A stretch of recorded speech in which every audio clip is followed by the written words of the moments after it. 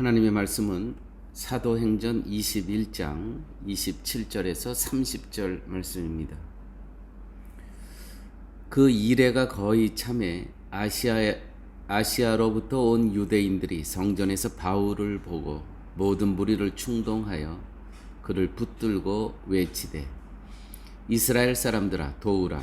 이 사람은 각처에서 우리 백성과 율법과 이것을 회방하여 모든 사람을 가르치는 그 자인데 또 헬라인을 데리고 성전에 들어가서 이 거룩한 것을 더럽게 하였다 하니 이는 저희가 전에 에베소 사람 드로비모가 바울과 함께 성내에 있음을 보고 바울이 저를 성전에 데리고 들어간 줄로 생각하밀러라. 온 성이 소동하여 백성이 달려와 모여 바울을 잡아 성전 밖으로 끌고 나가니 문들이 곧 닫히더라. 어제 우리의 말씀 가운데 사도 바울은 사람을 얻기 위해 쓸데없는 일이 걸림돌이 되지 않기를 바라는 마음으로 그 예루살렘의 성전에 있던 이제 개종하기를 원하는 4명을 유대인들의 관습대로 이제 그 결례식을 합니다. 이 이유는 하나밖에 없었습니다. 유대인들을 얻기 위함입니다. 어제도 계속 말씀드렸지만 사람을 얻기 위해서 자기는 자유인이지만 유대인들의 종이 됐고 또 이방인들의 종이 되었다. 이런 자신의 고백을 또한 우리가 고린도전서 9장을 통해서 들었습니다. 사도 바울은 복음을 세우기 위한 일이라면 자신의 주장이나 고집은 얼마든지 포기하며 선교 사역을 감당했습니다. 유대인들이 바울이 결례를 행하는 것을 보면서 우리가 바울에 대해 오해를 한 것 같다고 하면서 악수하고 화해하는 분위기를 기대하셨습니까? 오늘 본문에 보면 결과는 전혀 달라지지 않았습니다. 이방 땅에서 사도 바울이 그 선교하는 모습을 보면서 회당에 이방인을 데리고 들어갔다는 거예요. 사실 들어가지 않았거든요. 함께 있었은 것 뿐이죠. 그런데 또 그것을 이상한 소문을 내서 사도 바울이 우리의 회당에 이방인을 데리고 들어갔다. 그래서 또 오늘 잡히게 됩니다. 온 성이 소동하여 백성이 달려와 모여 바울을 잡아 성전 밖으로 끌고 나가니 문들이 곧 닫히더라. 본문을 보면 결과는 우리가 기대했던 것과는 전혀 달라지지 않은 그러한 상황을 보게 됩니다. 여러분, 바울에 대한 유대인들의 반응을 보면서 세상은 결코 진리를 원하지 않음을 우리는 알 수가 있습니다. 진리를 원하지 않는 세상에서 진리를 전하는 자로 산다는 것은 그 자체가 곧 고난입니다. 사도 바울의 삶을 보면 우리가 알 수 있습니다. 진리에 관심이 없는 자에게 진리는 거치장스러운 짐일 뿐입니다. 진리는요, 어떤 역할을 하냐면 자신의 죄를 폭로하고 자신이 가고 있는 세상의 길을 가로막습니다. 이 복음이 들어온 자는 이와 같은 것을 경험하게 되는 거예요. 자신의 죄를 폭로하는, 나는 죄인입니다 하고 고백할 수밖에 없습니다. 또 자신이 가고 있는 세상의 길 완전히 회개해서 주님께로 돌아옵니다. 이러한 진리를 자신의 노력으로 받아들이는 것이 가능하겠습니까? 아닙니다. 복음은 오직 성령 하나님의 은혜 가운데서 받아들일 수 있는 겁니다. 바울은 그 무엇에도 자신을 위한 행동은 없었습니다. 결례를 행한 것도 4사람 그 서원한 자들을 이제 개종시키는 그러한 행사를 하는데 그 결례를 행한 것도 유대인의 관습이죠. 그것도 단지 복음의 걸림돌이 될 수 있는 것을 피하고자 했을 뿐입니다. 그들과 타협한 것이 아니죠. 협상한 것이 아니죠. 어떻게 보면 바울은 그 사람들에게 내가 졌다, 세상적으로는 졌다, 저 사람이, 이렇게 또 받아들일 수도 있는 거예요. 교회 여러분, 사람에게 있어서 진다는 것은 굴욕이고 수치 아니겠습니까? 자존심 상하는 일 아니겠습니까? 하지만 내가 수치를 받고 오해를 받는 것보다는 그리스도를 세우는 것이 더 소중한 가치가 있었다는 것이죠. 성령의 도우심으로 사도 바울은 이렇게 살았다는 것입니다. 여러분, 사단이 예수님을 시험할 때 하나님이 아들이면 돌을 떡으로 만들어 보라고 시험합니다. 만들어 보라, 증명해 보라. 내가 하나님의 아들이면 이렇게 한번 증명해 보라. 또 성정 꼭대기에서 뛰어내려 보라. 그렇게 하면 하나님의 아들이라면 천사들이 너를 받쳐줄 것이다. 보호할 것이다.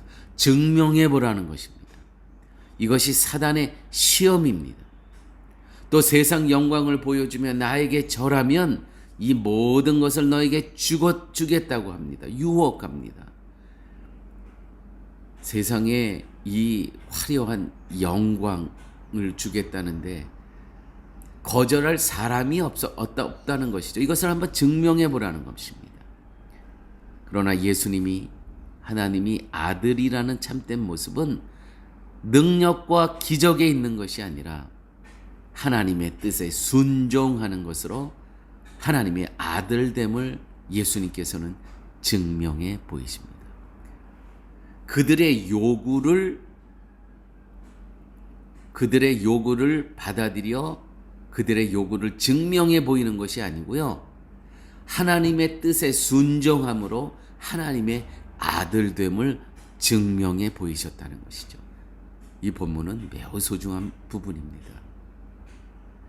여러분, 내가 믿는 이 기독교가 옳다는 것을 증명하려고 하지 마십시오.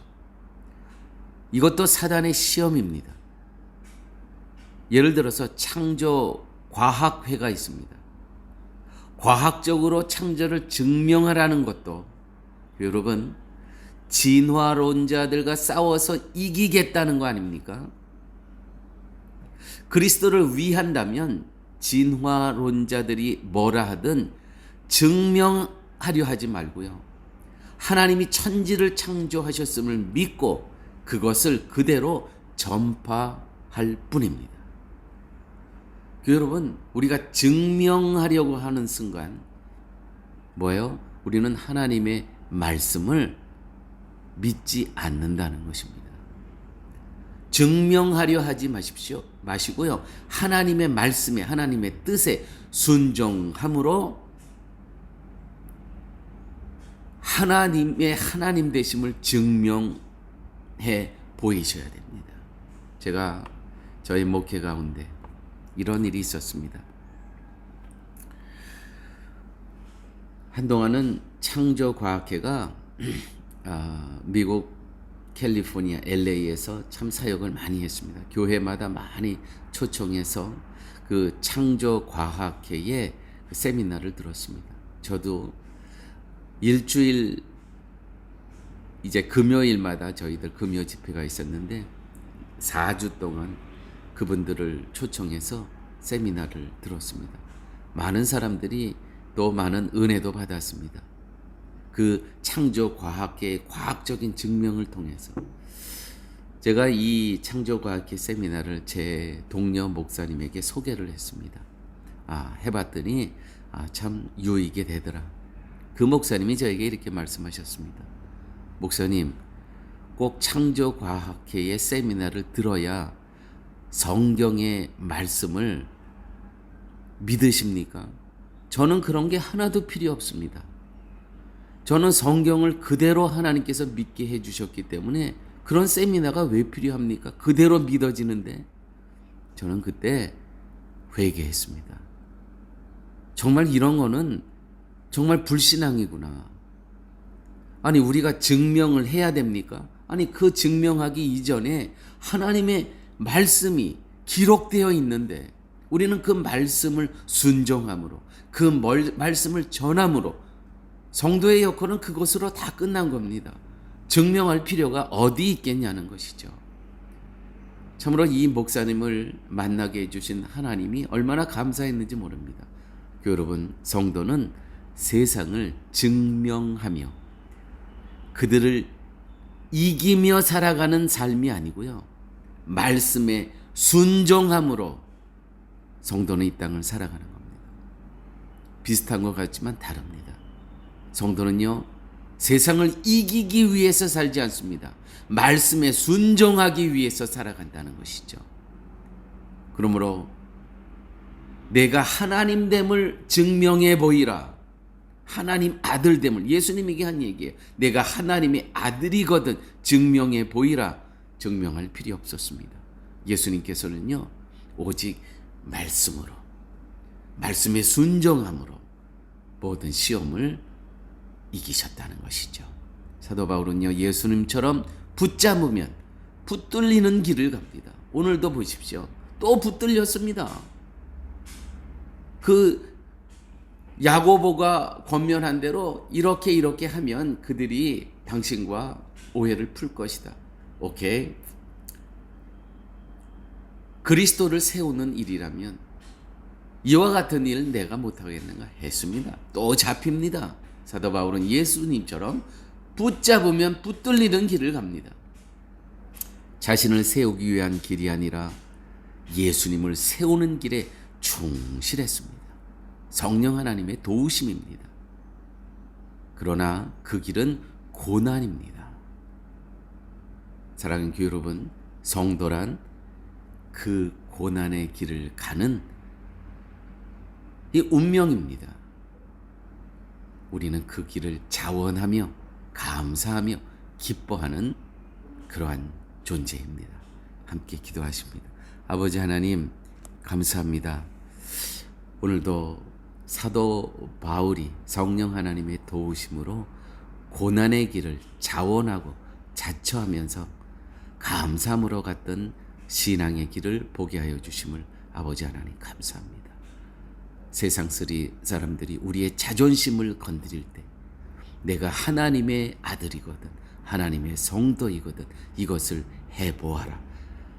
증명하며 살아가지 않고 증명하며 세상을 이기는 것이 아니라 하나님의 말씀에 순종함으로 세상을 이기는 저희 성도들 되게 하여 주옵소서. 예수님 이름으로 기도드렸습니다. 아멘.